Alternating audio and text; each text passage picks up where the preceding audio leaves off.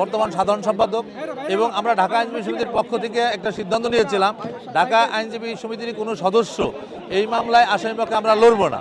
দেখেন, আমাকে আজকের দিনের জন্য নিয়োগ প্রদান করা হয়েছে। আমি আজকের দিন পর্যন্ত আমার যে দায়িত্ব, সে দায়িত্বটা পালন করেছি। আগামীতে কি হবে বাংলাদেশ সরকার এবং আসামি পক্ষ জানে, এই বিষয়ে আমি কিছু জানি না। মানুষ আজকে যে রায়টি শোনার জন্য জনগণ আজকে অপেক্ষা করছে, সেটি হলো, আপনারা জানেন যে শিশু রামিসা ধর্ষণ হত্যা মামলা। এই শিশু রামিসা হত্যা ধর্ষণ মামলার আজকে বিচারিক আদালত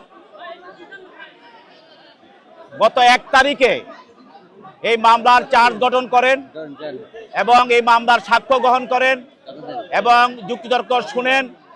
পরবর্তীতে আজকে মামলাটির রায় ঘোষণা করা হয় এবং এই রায়ে এই রামিসাকে ধর্ষণ এবং হত্যা করার এবং তার দেহ অঙ্গ প্রত্যঙ্গ সেটিকে গোপন করার বা সেগুলি বিচ্ছিন্ন করে সেগুলিকে গোপন করা এবং মুছে ফেলা দেওয়ার জন্য যে অপরাধ সে করেছে, সেই জন্য তাকে আদালত সর্বোচ্চ শাস্তি, তাকে মৃত্যুদণ্ড আদেশ প্রদান করেছেন এবং তাকে সহায়তা করার জন্য তার স্ত্রী স্বপ্না খাতুন, সেই স্বপ্না খাতুন যে এই ঘটনার সময় তার স্বামী সোহেল রানাকে সে সহযোগিতা করেছে এবং তার পর্যাপ্ত সুবিধা থাকা সত্ত্বেও সে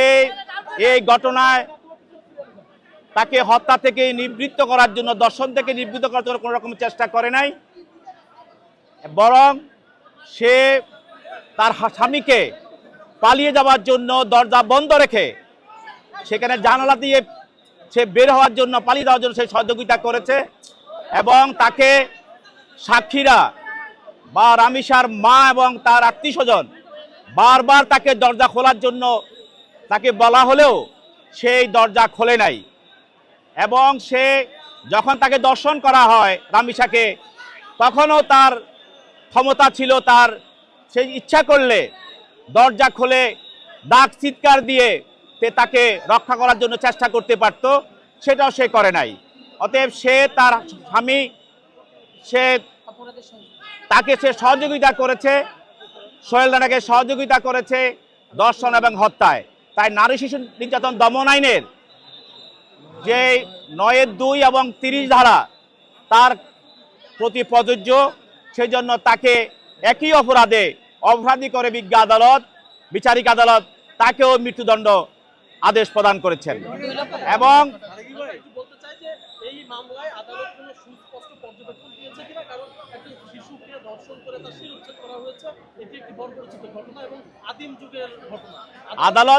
আদালত তার রায় বলেছেন, অবজারভেশনে বলেছেন যে একজন শিশুকে এইভাবে যে নৃশংসভাবে ধর্ষণ করে হত্যা করা হয়েছে, সেটা আমাদের দেশের যে শিশুরা আছে তাদেরও যে একটা বিষয় এখানে আমাদের এই হত্যার মধ্যে দিয়ে, ধর্ষণের মধ্যে দিয়ে দেশের নিরাপদ নয়। অতএব এটাও একটা বিষয় এবং এই বিচারের মধ্য দিয়ে একটা দৃষ্টান্তমূলক শাস্তির মধ্য দিয়ে দেশের মানুষের মনে যেরকম মানুষের মধ্যে একটা আশার সঞ্চার করা এবং আমাদের শিশু বাচ্চাদেরকে এই ধরনের নৃশংস ঘটনা থেকে যেন আগামী দিন রক্ষা করা যায় এবং ধরনের ঘটনা না ঘটে, এই বিচারটা একটি দৃষ্টান্তমূলক ঘটনা হিসাবে, শাস্তি হিসাবে পরিগণিত হবে। মাত্র 19 দিন হত্যার পর এবং 4-5 দিন দৃষ্টান্তমূলক নজিরবিহীন যে রায়টা দেওয়া হলো, এরকম আরো অন্যান্য মামলা আছে, সেক্ষেত্রে এই মামলার ইফেক্টটা কি হবে? আপনি জানেন যে আমাদের দেশে নারী নির্যাতন দমন আইন, এইগুলো শিশু ধর্ষণ এবং নারী ধর্ষণ বেড়ে যাওয়ার কারণে এই আইনটাকে সংশোধন করা হয়েছে। এই সংশোধন আইনে আপনাকে বলা আছে যে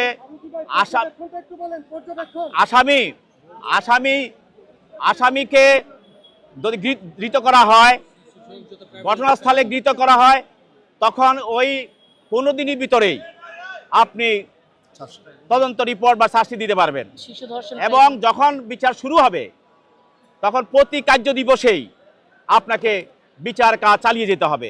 সেই হিসাবে এই হত্যা মামলায় গত 1 তারিখে আপনার জানেন চার্জ গঠন করা হয়েছে। পরবর্তী যে সাক্ষী দিন ধার্য করা হয়েছিল, প্রতিদিন ওই দিনে সকল সাক্ষী আদালতে উপস্থিত হয়েছে, সাক্ষ্য গ্রহণ করা হয়েছে। অতএব সেই জন্য এই মামলাটি দ্রুত এগিয়ে যায় এবং আজকে রায় ঘোষণা করা হয়। এবং এই মামলার মাধ্যমে আমরা মনে করি যে আরও যে মামলাগুলো আছে সেগুলিও এই মামলাকে অনুসরণ করে সেগুলিও দ্রুত সঙ্গে শেষ হবে।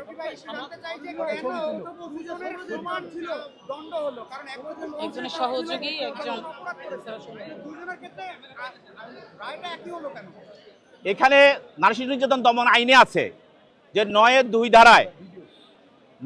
ধারায় যেই অপরাধটি হবে, এই অপরাধকারী যেই শাস্তি বিধান হবে এবং তাকে ওই ঘটনায় নারী শিশু নির্যাতন দমন আইনের 30 ধারায় বলা আছে যে সহযোগিতা করবে, সহায়তা করবে, তাকেও একই দণ্ডে দণ্ডিত করা যাবে। এবং এই বিচারকের অবজারভেশনে উনি বলেছেন যে এই ঘটনা সারা জাতিকে যেমনি নাড়া দিয়েছে এবং সমাজের যে অবস্থা, সে অবস্থায় সমাজের শিশুদেরকে এই ধরনের ঘটনা থেকে রক্ষা করার জন্য এবং মানুষের ভিতরে সচেতনতা সৃষ্টি করার জন্য এইটা একটি দৃষ্টান্তমূলক একটা বিচার এবং দৃষ্টান্তমূলক অপরাধের শাস্তি হিসাবে এটা আমাদের এই আইনের অঙ্গনে এটা বিরাজ করবে। এই ঘটনাকে কেন্দ্র করে যেইভাবে দেশবাসী এবং মানুষ যেভাবে আগায় আসছে, আমরা মনে করি অন্য যে মামলাগুলো আছে সেইভাবে সাক্ষী এবং অন্যান্য ব্যাপারে যারা সবাই এই মামলাটাকে অনুসরণ করে সেই মামলাগুলো দ্রুততার সঙ্গে শেষ হবে। Thank you. আমার নাম মুসা কালিমুল্লাহ, আমি রাষ্ট্র নিযুক্ত স্টেট ডিফেন্স লয়ার।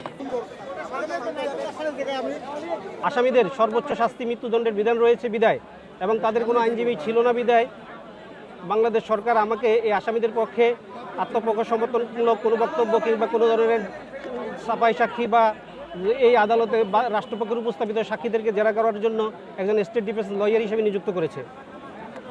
মাননীয় বাংলাদেশ সরকারের এই নিয়োগ প্রাপ্ত হয়ে আমি গত 1/6/2026 থেকে আজকে পর্যন্ত আসামি পক্ষে আমার প্রতি অর্পিত যে দায়িত্বগুলো ছিল আমি সেগুলো পালন করার চেষ্টা করেছি।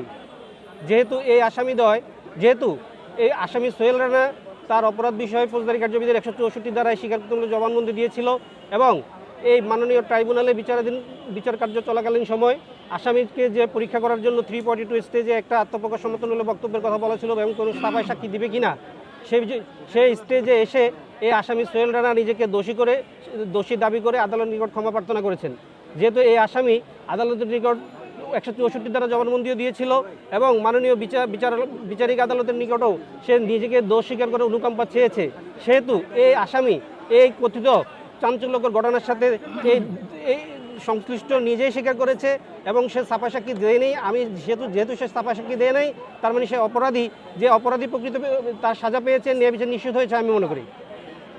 আপনারা আসামি পক্ষে যেহেতু আপনাকে রাষ্ট্র নিযুক্ত করেছে, এই রায়ে আসামি পক্ষের আইনজীবী হিসাবে আপনি এই রায়ে সন্তুষ্ট কিনা বা ন্যায় বিচার পেয়েছেন কিনা?